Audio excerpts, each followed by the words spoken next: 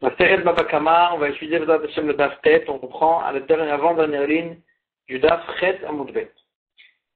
Ve'amar Abaye, on continue avec des halachot de Abaye au sujet de vendeurs de champs. Reuven Shemachar Sadeh li Shimon. Reuven qui a vendu donc un champ à Shimon. Shelo Bachayut, sans garantie. Ve'yatsu Alea Asikim. Et une fois qu'il lui a vendu le champ, Shimon, il n'a pas encore payé sur le champ, et déjà ils sont sortis sur ce champ des gens qui réclamaient et qui disaient que c'était à eux le champ.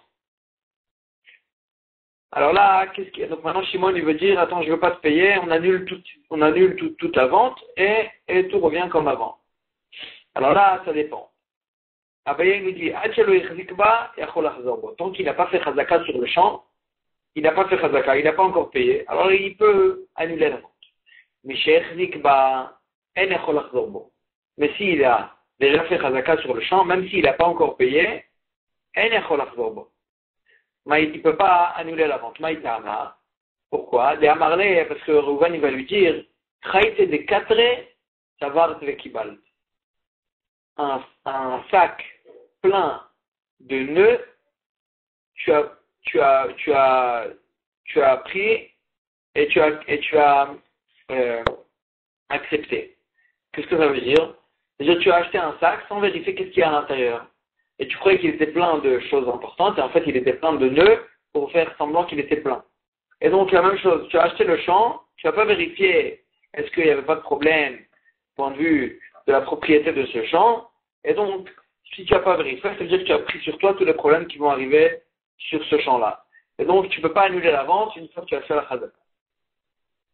Mais à partir de quand ça s'appelle qu'il a fait la chazaka, qu'il ne peut plus annuler, mais qui daïshamitre, dès qu'il a arrangé les frontières du champ, à ce moment-là, ça s'appelle qu'il a fait la chazaka.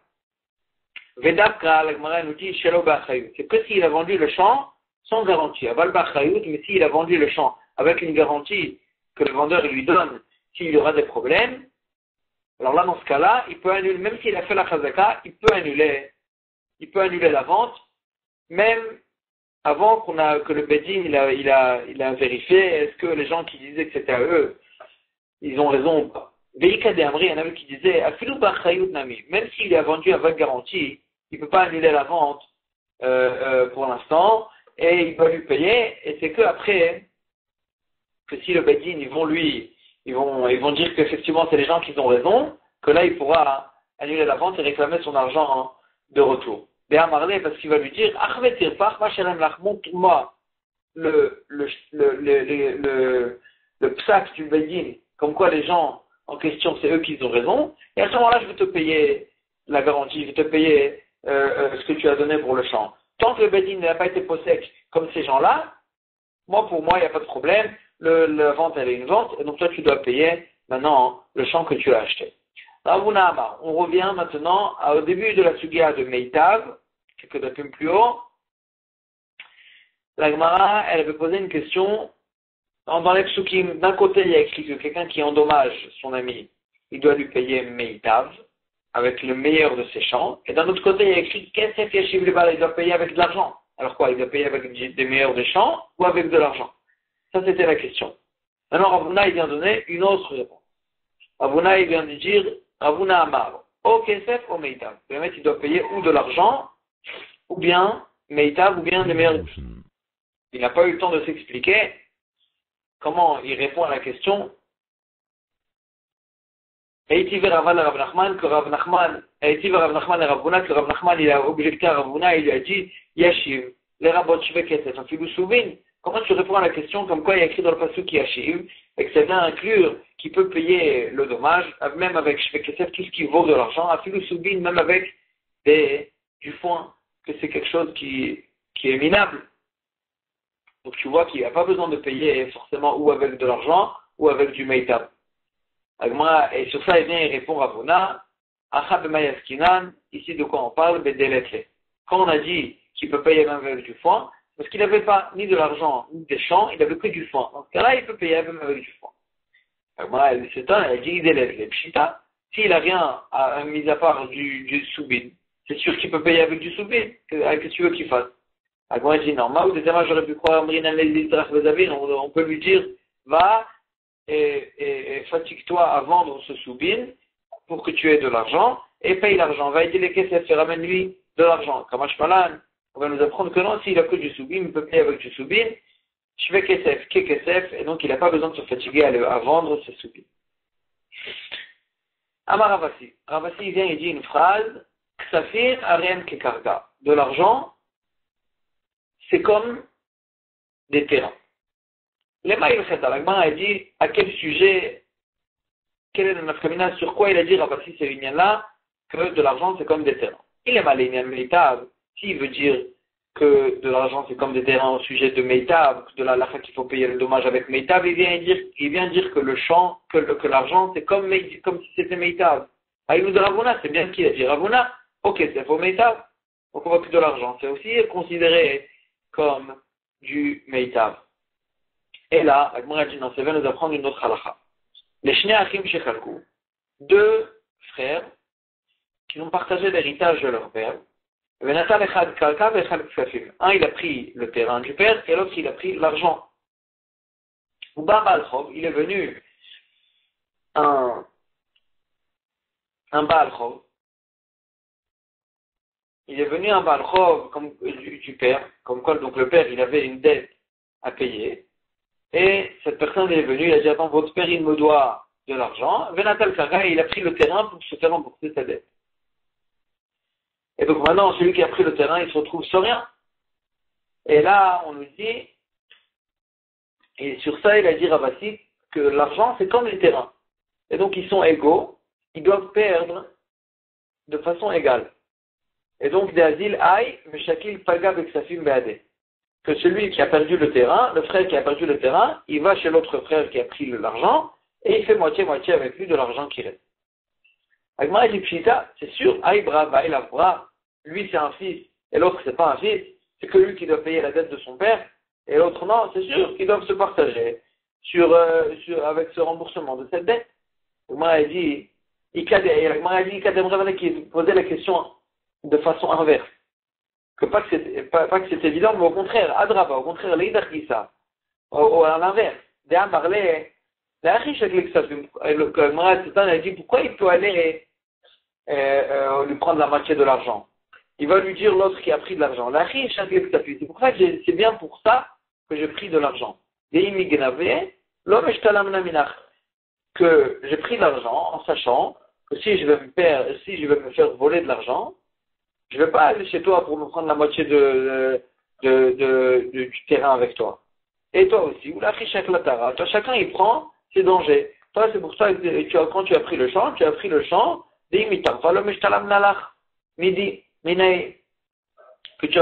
en sachant que si on va te le prendre pour se faire rembourser les dettes du père, parce que les dettes du père peuvent être payées qu'avec les terrains, les biens immobiliers du père, et donc en sachant que si on va te le prendre pour faire payer les dettes du père, tu ne pourras pas venir chez moi. Et donc l'Agmara, elle s'étend d'après ce stade-là, au contraire, il ne peut pas aller chez lui. Et donc l'Agmara, elle s'étend, ou bien c'est évident, ou bien au contraire, c'est pas comme ça la halakha. Et donc quand on a dit, revient à la question, quand on a dit que le terrain c'est comme l'argent, l'argent c'est comme le terrain, à quel sujet ça a été dit? Et là, l'Agmara a dit, ça vient de nous dire, le Shnachim Shechalku, deux frères qui ont partagé l'héritage du père, mais c'était qu'un terrain. Il y avait, les deux frères, ils ont partagé le terrain. Baal-Chov, il est venu le Baal-Chov, donc celui qui avait une dette sur le père. Il est venu, il a pris la part d'un des deux frères. Que là, le deuxième frère, il doit se partager avec l'autre frère du terrain qui reste.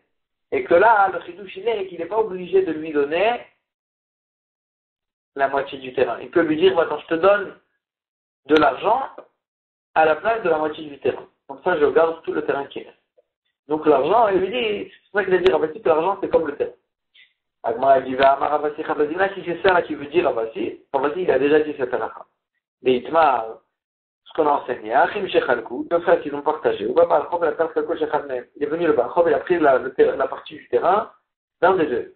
Rav, là on a plusieurs chites. Rav Amar, Batla Machloket. Rav, il dit, tout le partage, il a été annulé, on doit repartager. Shmuel Amar, Shmuel il dit, celui qui a perdu sa part du terrain, c'est lui qui a perdu, il ne peut pas aller réclamer chez l'autre frère. Ravasi Amar, Ravasi il dit, Notel Ravia Bakarka Ravia Bamant. Il peut, celui qui a perdu son terrain, il pourra prendre que la moitié de la moitié. C'est-à-dire le quart, il pourra aller chez l'autre frère, il pourra pas prendre la moitié du terrain, il pourra prendre que le quart du terrain. Ou en terrain, ou en Ravia Rachidi, il faut dire ou bien Ravia Bemaot, ou bien un quart en argent que l'autre frère il va lui payer à la place qu'il lui prenne le quart de son terrain. La Gemara va expliquer toutes les chitotes. Rabbi dit que tout le partage a été annulé, car ça va parce qu'ils pensent Achim Shechalku et Yoshimavu. Les frères, quand ils partagent, ils sont considérés, la part de chacun est considérée comme un héritage. Comme s'ils ont reçu cette part-là du père. Il s'avère que c'est cette part-là que le père leur a fait hériter. Et donc, puisque il y en a un qui a perdu sa part, alors là il faut refaire tout le partage. Il s'avère que c'était pas ça la part du frère qui a perdu sa part. Parce qu'il a perdu en fin de compte. Et donc il faudra refaire tout le partage. Shmuel Amar dit-elle, et Shmuel dit non, celui qui a été pris sa part, après qu'on a partagé, celui qui a perdu sa part, c'est lui qui a perdu ses filles. Pourquoi? Car savoir lui pense Achim Shechalku la Kopot. Les frères, quand ils partagent, ils sont considérés comme des acheteurs l'un de l'autre. Chacun, au début, il y a l'héritage qui tombe, il tombe chez tout le monde. Et après, quand il se partage, c'est comme si il a acheté sa part contre la part de son frère. Donc, ils sont considérés comme des acheteurs l'un de l'autre. Ou et ça ressemble à une personne qui achète sans garantie du vendeur. Et donc, puisqu'ils sont acheteurs, sans garantie, alors là, le frère qui a perdu sa part, la personne qui réclamait ce qu'il a perdu. Et donc, quand il a perdu sa part, c'est lui qui a perdu, il ne pourra pas aller demander sa part chez les autres frères. Pourquoi Ravasi lui dit qu'il peut prendre que la moitié de sa part? Ravashi Amar Notel Ravia Bakarka Ravia Bamot, il prend la moitié, il prend que le quart du terrain qui reste, ou bien du terrain, ou bien un quart en argent qu'il va lui payer, parce que Messap, qu'elle est lui, il a un safek. Iki Orshim Damu, Iki Rakocha Damu. Il a un safek, est-ce qu'il a un statut d'héritier? Et donc il doit prendre vraiment toute la moitié du terrain qui reste chez son frère, ou bien ils ont un statut d'acheteur l'un de l'autre, et là il a rien, il peut rien prendre. Et donc, puisqu'il a un safek, alors il dit, on va faire moitié-moitié. S'il doit prendre, il doit prendre la moitié du terrain qui reste. Et s'il doit rien prendre, il doit rien prendre. Alors donne-lui le quart. Et le quart n'appelle Ravia Bakarka, Ravia Bamot. C'est ça qu'il dit, donne-lui un quart, ou bien en terrain, ou bien en argent. Et donc, Ravasi, il a déjà dit sa chita là-bas. Il a déjà dit sa chita là-bas qu'il peut prendre ou en terrain ou en argent. Donc c'est pas ça qu'il veut dire ici quand il a dit Satimariam Kekaka et la Mariam Kekaka. Qu'est-ce qu'il voulait dire quand il dit que le terrain, que l'argent c'est comme le terrain, on revient à la première possibilité. Il a dit ça au sujet de métal pour payer les dommages, que normalement il faut payer métal, il faut payer des terrains avec des terrains, des meilleurs terrains qu'il a. L'argent, c'est comme des terrains. C'est sur ça qu'il a dit Ravasi. Yachi, on avait posé la question, c'était comme ça, Aïlou de Ravuna. C'est parce qu'il a dit Ravuna, qu'est-ce que Ravasi vient rajouter? Et là, il faut dire Vechen Amar Ravasi. Ainsi, et aussi, comme ça, il a dit Ravasi, comme Ravuna, que l'argent, c'est comme des terrains, et ça s'appelle métal. Amar Ravizera, Amar Ravuna, on ramène encore une halakha, on de Ravuna. Bemitzvah, Achlish. Un homme, il doit payer pour acheter l'objet de la mitzvah, Achlish, jusqu'à un tiers. Maïshlish, un tiers de quoi? Ilema, shlish beto. Si tu veux dire qu'un homme il doit payer un tiers de tous ses biens pour acheter pour faire la mitzvah, pour acheter son lulav, son tzitzit, son sefer Torah, tout ça, il doit payer jusqu'à un tiers de tous ses biens. On m'a dit comment tu peux dire une chose pareille? Et là, mais attends, c'était comme ça. Il a eu 3 mitzvot à faire, les tiv, les poulets, pétés, il devra donner déjà tous ses biens. Sur chaque mitzvah, il donne un tiers, et donc il devra donner tous ses biens. Et là, Amar Rabizera, comment il dit Rabizera? C'est pas ça qu'on veut dire. Ve'idur mitzvah, achlish be mitzvah. Il devra rajouter sur la valeur de la mitzvah, pour accomplir la mitzvah avec un hidour, il devra rajouter jusqu'à un tiers de ce qu'il fait sur la mitzvah. Qu'est-ce que ça veut dire? S'il y a 2 étrogim dans le marché, un étrog simple et un étrog meoudar, plus meoudar. Le étrog plus meoudar, il doit l'acheter si il vaut un tiers de plus que le étrog normal. S'il vaut plus qu'un tiers, il n'est pas obligé de rajouter plus qu'un tiers pour avoir un étrog plus meoudar. Baï Ravashi, il a eu un safek. Shlish milegav ou shlish milebar. Quand on a dit qu'il doit rajouter un tiers, c'est un tiers inclus ou un tiers exclu? Un tiers à l'intérieur ou un tiers à l'extérieur? Qu'est-ce que ça veut dire? Si le étrog simple, il vaut 60 shekels, nous on a dit qu'il doit rajouter un tiers pour avoir un étrog plus meoudar. Qu'est-ce que ça veut dire un tiers? Un tiers, c'est, tu prends les 60, un tiers de 60, c'est 20. Et donc il doit rajouter 20. Si l'étrog meoudar il vaut 80, il doit l'acheter. S'il vaut plus que 80, il ne doit pas l'acheter. Ou bien, 1000 bars. 1000 bars, ça veut dire que tu prends les 60, tu les divises par 2.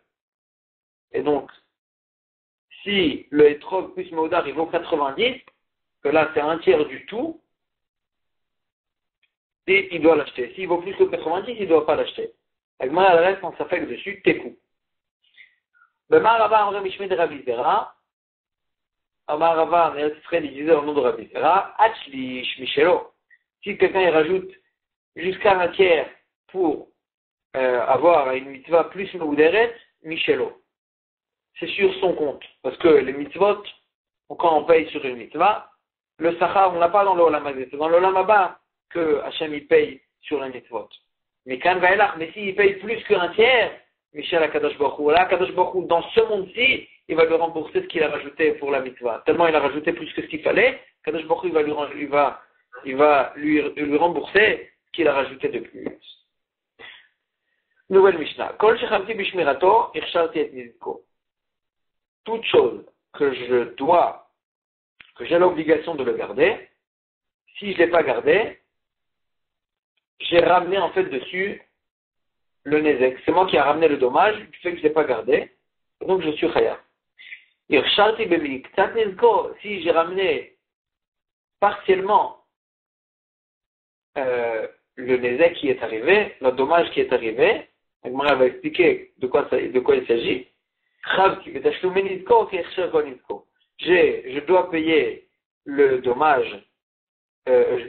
dommage. Comme si j'avais ramené tout le nezek. Comme si c'est moi qui avais ramené tout le dommage. Donc si c'est moi qui a ramené partiellement le nezek, je dois payer tout le dommage. Comme si j'avais ramené tout le nezek. Sur quel bien on est chayav si on les a endommagés? Des biens qu'il n'y a pas de korban meila si on en a profité. C'est-à-dire des biens à des gens, pas des biens de Ekdesh. Des biens de Ekdesh, des biens du Beth Amikdash, si on en profite, il y a une meila. Sur cela, on n'est pas chayav si on les a endommagés. C'est que des biens qui appartiennent à des gens. Que sur cela, si on les a endommagés, on est chayav.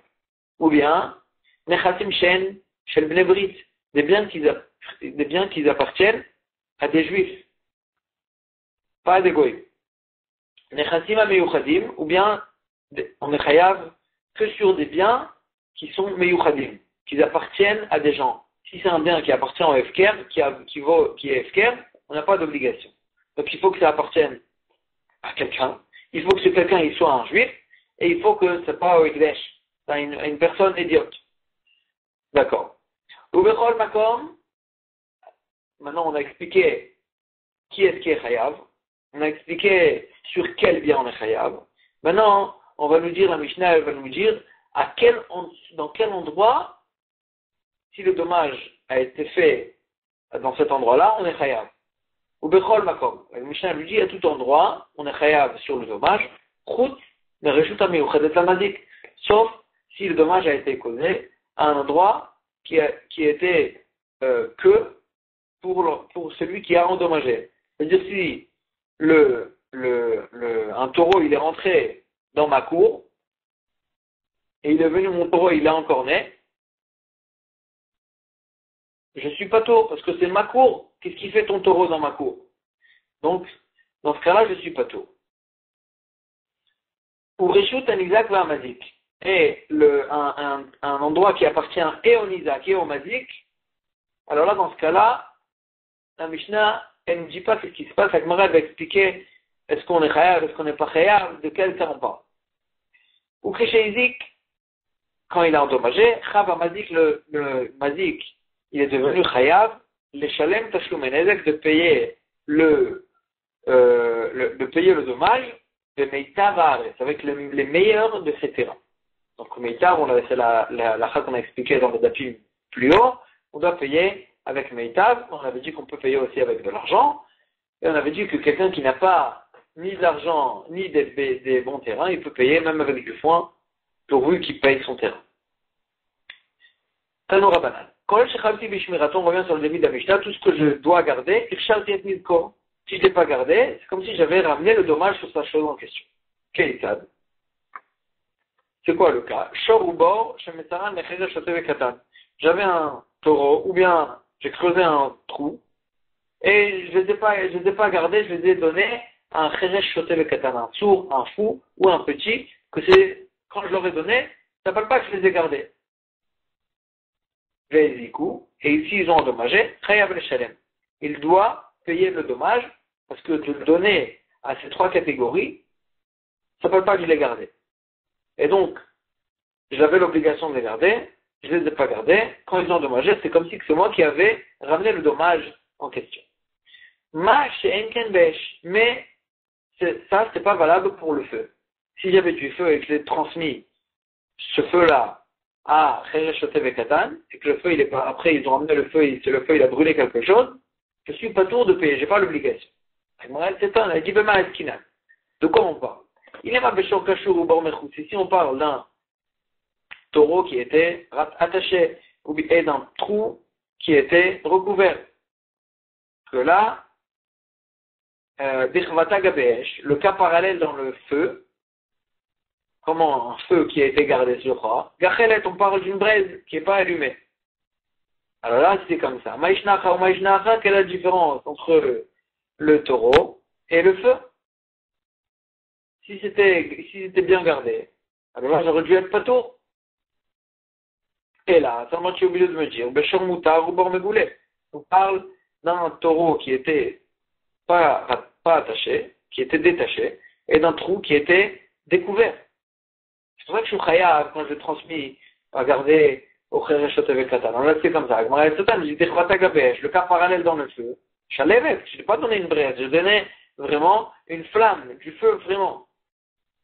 Alors c'est comme ça. Machenken be'esh de Fatour. Pourquoi tu me dis que dans ce cas-là, dans le feu, il sera Fatour quand j'ai transmis la flamme, la torche à un Cheresh Shotev et Katan? Comment tu peux dire une chose pareille? Pourtant, Resh Lakish, il a dit au nom de Chizkiya. Alors, Shanou, quand on a dit qu'il était pas tour dans le feu, là, chez Massar Lougachelet, me dit pas. Que quand je lui ai donné au Cheresh Shotev et Katan une braise, et c'est lui qui a rallumé la braise, et dans ce cas-là, je suis pas tour. Parce que moi, je lui ai donné une braise, je lui ai pas donné du feu. Aval Shalevet, mais si j'ai donné au Cheresh Shotev et Katan du feu, Chayav, il sera Chayav.